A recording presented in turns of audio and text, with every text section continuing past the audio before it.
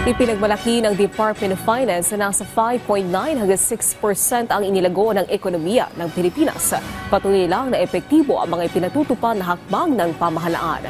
Samantala, tututukan din ng DTI ang mga programang makatutulong sa mga maliliit na negosyo. Si Denise Osorio sa Sentro ng Balita, live. Naomi, kasunod ng panawagan ni Pangulong Ferdinand R. Marcos Jr. sa kanyang ika-4 na State of the Nation address na tiyakin ang epektibong paggamit ng pondo at paghatid ng tunay na serbisyo sa ating mga kababayan. Tinalakay ng ating mga kalihim ng iba't ibang kagawaran ang mga reforma, oportunidad at suporta ng administrasyon sa mga Pilipino. Ayon kay Department of Finance Secretary Ralph Recto, kontrolado na ang inflation rate at maganda ang performance ng Pilipinas sa kabila ng global economic challenges.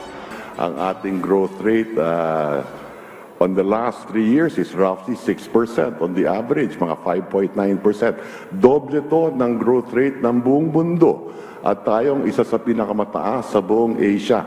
Kasunod dito, ibinahagi naman ni Department of Trade and Industry Secretary Cristina Roque ang mga konkretong hakbang ng kanilang ahensya para matulungan ang maliliit na negosyo o MSMEs at ang mga negosyo ng kababaihan. Bukod sa microfinancing, binigyang diin din ni Secretary Roque ang Women Enterprise Fund para magkaroon ng dagdag na kita ang mga pamilyang Pilipino. Double income ang pamilya, then they can get better education, they can really uplift their lives, they can now go on family vacation, they can spend more time together. Sa usaping pondo, iginiit ni Budget Secretary Amenah Pangandaman na dapat sumunod ang Kongreso sa proposed National Expenditure Program. Inilatag din niya ang mga hakbang ng DBM upang mapunan ang mga kakulangan sa mga guro, child development centers at iba pang frontline services. Proseso po napakahaba. So pinag-isipan po ng mabuti ng ating Pangulo, ng Executive, kung paano po babalangkasin yung budget na yan. So kung yan po mababago at hindi po magiging katulad ng ginawa po ng ating mga kabinete, unang-una po babagal ang pag-i-implement ng mga proyekto.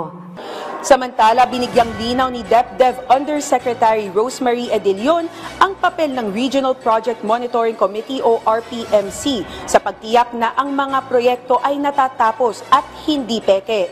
Aniya, may itinakdang protocol para masigurong objective ang kanilang pagsusuri sa mga proyekto.